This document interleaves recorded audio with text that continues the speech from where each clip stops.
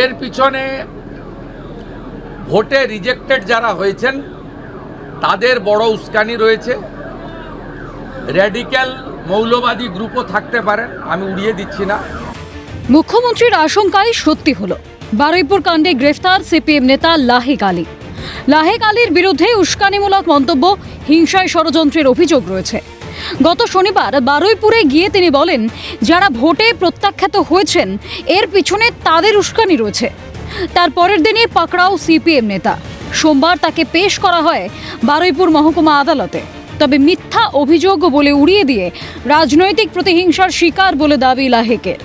যদিও সিএনএর প্রতিনিধির সামনে মুখ খুলতে চাননি লাহেক আলীর পরিবার। উস্কানির অভিযোগ, গ্রেফতার, উস্কানির অভিযোগ, মিথ্যা অভিযোগ, রাজনৈতিক প্রতিহিংসা করা হচ্ছে। তো যাই নাকি তো মুর্শিদিকারা নষ্ট এলো, নষ্ট এসে ওই রাস্তায় কথা হয়েছিল। একদম বলুন না, বাড়ি এসো, দেখি অসুস্থ মানুষ চলে ঘরে এসো। যা বিরাট করে বলছেন রাগ করবে না না, ও লাইকদার সঙ্গে তো আমার কথা হয়েছিল।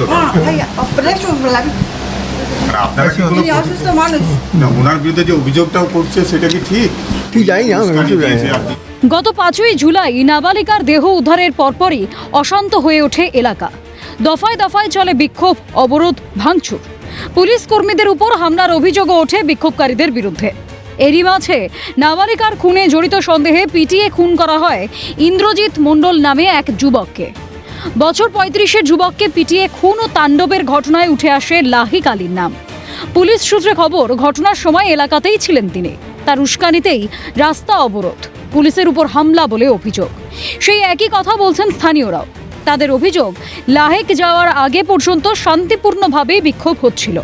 লাহেকের উস্কানিমূলক বক্তব্যেই পরিস্থিতি উত্তপ্ত হয়ে ওঠে, চলে ভাঙচুর।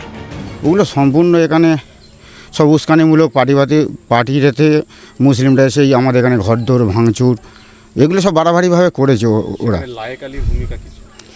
লাহেক আলী রাজনৈতিকভাবে এখানে যত উস্কানিমূলক ওই লাহেক আলী করিয়েছে সিপিএম। হ্যাঁ, উনি উস্কানিমূলকভাবে আমাদের এখানে যতই গণ্ডগোলের কারণ উনি। তারা লাহেক আলী আসার আগে পর্যন্ত সব কিছু শান্তিপূর্ণভাবে বিক্ষোভ হচ্ছিল। হ্যাঁ, ও এসে উস্কানিমূলক মন্তব্য দেওয়ার পরেই মানে ঘটনাটা পুরোপুরি ঠান্ডা হয়ে গেছিলো। একটা আগুন জ্বলেছিল, সেই আগুনটা অনেকটা ঠান্ডা হয়ে গেছিলো। ওই লোকটা হঠাৎ করে আসার পরে লোক সমাগমটা আরও বেড়ে গেল।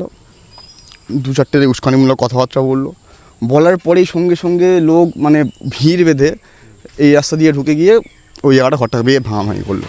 ইতিমধ্যে এই ঘটনার সময় একটি ভিডিও ফুটেজ সামনে এসেছে, যেখানে পরিষ্কার দেখা যাচ্ছে ঘটনার দিন বিক্ষোভস্থলে উপস্থিত ছিলেন তিনি।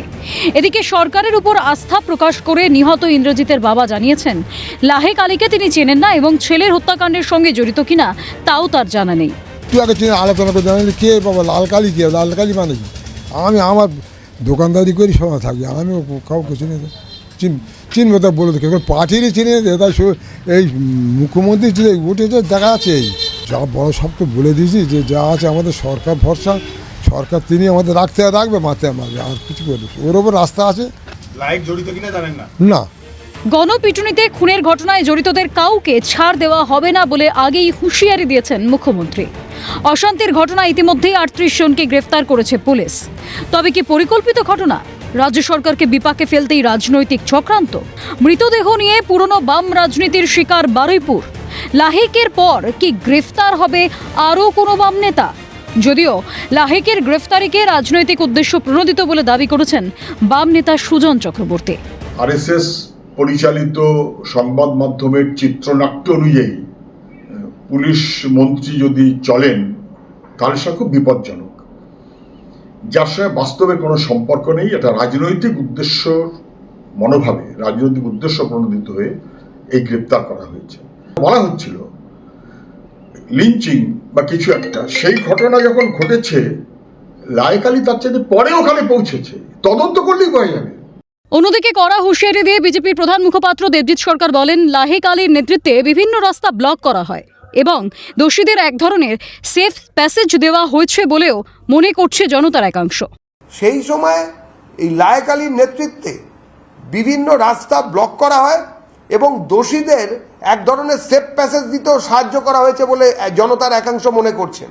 পুরো জিনিস খতিয়ে দেখা হোক, আবারও বলছি, যিনি যত বড়ই লায়েক হন না কেন, আইনের শাসনকে মেনে নিতে হবে, দেশের সংবিধানকে মানতে হবে।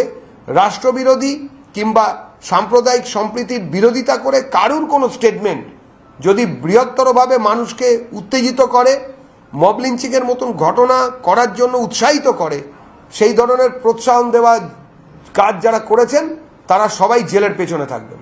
লায়েক আলী ঘটনাস্থলে এসে তিনি প্রতিবাদের নামে উস্কানি দিয়ে এলাকায় রাজনৈতিক ফায়দা নেওয়ার চেষ্টা করেছিলেন, এমনটাই কিন্তু অভিযোগ উঠতে শুরু করেছে তার বিরুদ্ধে, যে কারণেই তার বিরুদ্ধে থানায় অভিযোগ দায়ের হয়। সেই অভিযোগের পরিপ্রেক্ষিতেই তাকে গ্রেপ্তার করেছে। লায়েক আলী এই ধরনের উস্কানিমূলক মন্তব্য দেওয়ার পেছনে তার আসল উদ্দেশ্য কি? তার রাজনৈতিক ফায়দা নেওয়াটাই কি তার আসল উদ্দেশ্য? এমন একাধিক প্রশ্নের উত্তর খুঁজছে পুলিশ। তদন্তে আর কোন কোন তথ্য উঠে আসে সেটাই দেখার। ক্যামেরায় বিধান মাহাতো ও প্রসন্ন নস্করের সঙ্গে মফিজুল ইসলাম, শুভজিৎ দে ও জাহিদ মিস্ত্রির রিপোর্ট, ক্যালকাটা নিউজ।